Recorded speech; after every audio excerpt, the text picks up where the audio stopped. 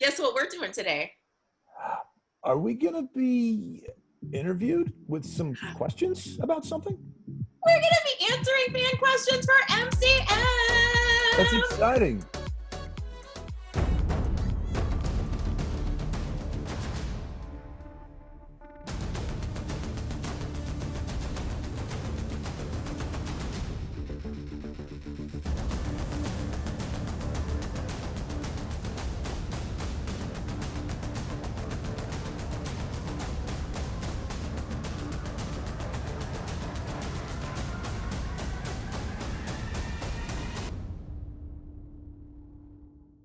Hey guys, it's Jason Douglas, and I am, well, you might know that I'm the voice of Beerus the Destroyer from Dragon Ball Super. I'm Monica Rial, the voice of Bulma Breeze from Dragon Ball Super and all things Dragon Ball awesomeness. And I'm going to be doing special meet and greets on Friday, August 28th. More details in the description, but I will be here to have a one-on-one chat with you. That's right. We can sit, we can chat, we can have a moment. It's going to be great. Check the link in the description and come play with me. It'll be fun. I think for me, very early on, it became creating your studio, right? It's like, as right out the gate, it was like, okay, if I'm going to work and feed myself during this pandemic, then I probably need to have a functioning studio. So I started kind of working with some of the guys in town. And it's funny that when you start building and you start constructing, you get really attached and you get really into the gear and the electronics and how everything, or at least I did. So that's kind of been my go-to. That and cleaning is not a fun hobby, but it's one that I feel like I do all the time. Clinging or cleaning? Are you a clinger? I'm not a clinger. I'm not a cleaner. I'm a cleaner because I have toys in my house. Actually, 3 if you count the cat. And you're not a clingy. I would never say that you were a clingy person. You're like a fierce, independent, like you, others cling to you. Like you have that draw. Like people want to cling to Monica Rial. That I could say the same about you, sir. I'm gonna give you a high five through the. Oh, thanks. Bam. I don't know if that's true, but I don't know.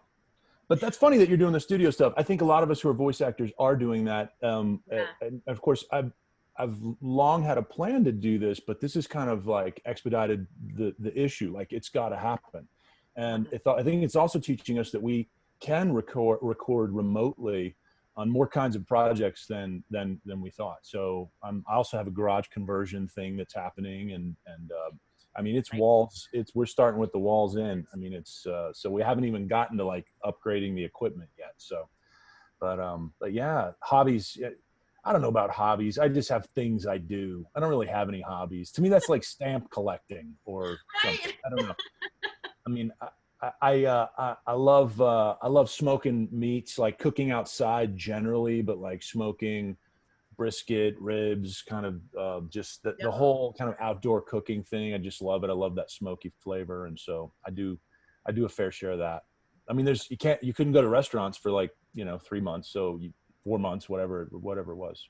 So yeah, that sounds awesome. I think I'm getting good at it. We'll have to have you and Ron over. Yes, I'm all about it. I was just waiting for the. Let's make it happen. Wow. That question blows my mind. I know, there's so many. I mean, is the idea that instead of being in lockdown, that you could escape into the non-lockdown fictional universe, or do you also have to be on lockdown in the fictional universe? I need more information. Have to be in lockdown, but in this other universe. So you have to pick a place. Actually, you know what? I would go with Dragon Ball because I'm the richest woman in the world. Okay. Like I have a giant house. I could feed all of you. We would have a party. We could each have our own. I'll even like Bulma could create little biodomes that we wear so that we could hang out and like not even be bothered by it. So I'm gonna Dragon Ball. Yeah, I'm joining you there. I don't know what else to say. I think you've made the case. Would we be our own characters though in that universe, or would we be ourselves? See, I'm terrible at answering questions like this because I have more questions than I can. I can't climb. It's like I think Thank it'd you. be fun I'm if it were planning it. us, like ourselves. Yeah. But the problem is that I am not a scientist. So Bulma would have to create the things and then we kind of jump in there. Sure. Because otherwise we would just be doing the same things, only in an animated surrounding. Yeah, precisely. Man, do I miss physical Comic Cons? Can I just do this? No, I don't want to do this forever. I want to get back out there. I want to meet. It's fun meeting the fans because I think I always say like they kind of close the circle for us as actors. You know, particularly when we're doing voice performances, there's such a distance between us, the actors, and our audience. And so outside of meeting them at shows,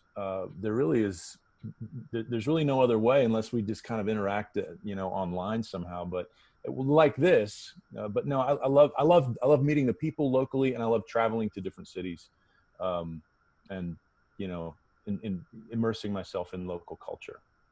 I agree. I think that while this is all fine and it's great for the interim, I miss the physical contact with people. I miss being able to see the smiles on people's faces or how excited people get. Because, like, we both have families and our families understand what we do to varying degrees. So if you get really excited about a performance or really excited about a show and you go home to your family, you're like, guess what, guys? And they're like, that's awesome. It's just not the same as having a bunch of anime fans where you can go, hey, in that episode, here's this cool thing that happened, and to see them light up.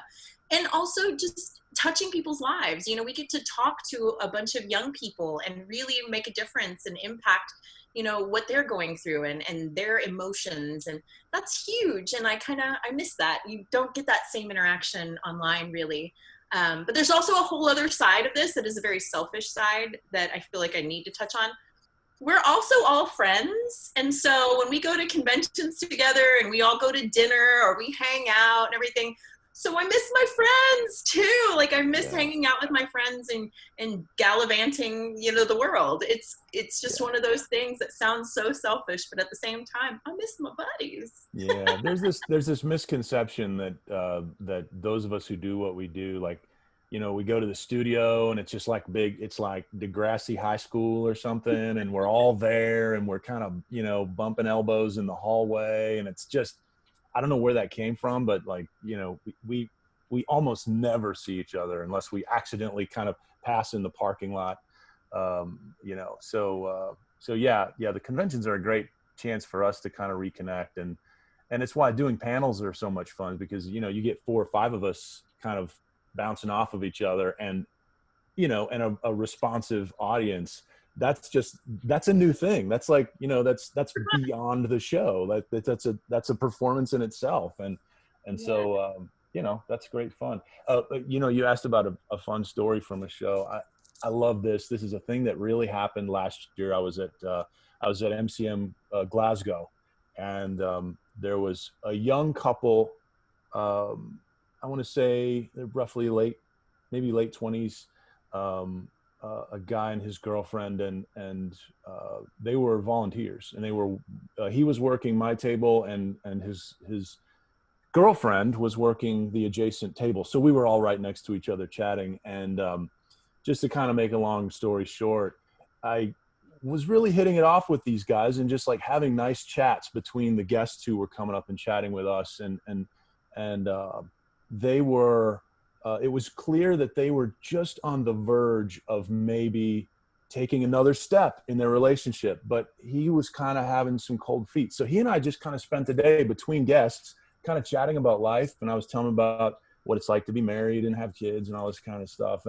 And anyway, long story short, before the day was over, he literally got on his knee right there on the convention floor and asked her to marry him. And she said yes. And it was beautiful. And I think they were married in December. So yeah, it's one of the greatest things that's ever happened that I've ever had a chance to be a part of. I'd like to say that I had a little part in kind of pushing them along. Yeah. But they were a great couple. If you've ever known 2 people and you're like, they gotta be together, like they should just be together forever. And like, it was just so obvious. And like, it was clear at one point that like, she was kind of like, she was hoping he would ask, but he wasn't like sure she wanted him to, and he wasn't sure he was ready. And I was just like, dude, you're never going to be more ready. Yeah, just do it. Just do it. Do That's it. good advice for all of you youngins out there. You're never going to be ready for anything. Just do it. That whole Nike commercial, just do it. Do it. Just do it. You got one life to live. Yeah. Get out there. Do it. Get out there. I can't think of any one particular instance, but there's been so many moments like that. Like watching two people get married as Bulma and Vegeta. That's a fun memory. Or just all of the kiddos that come up, like the little bitty kids that come up and do froppy voices at me and stuff. Like it's such a special experience and such a positive thing in our lives. And so when it's missing, it's a big hole. It's a big hole to fill. So I'm excited to get back. Please wear masks, people.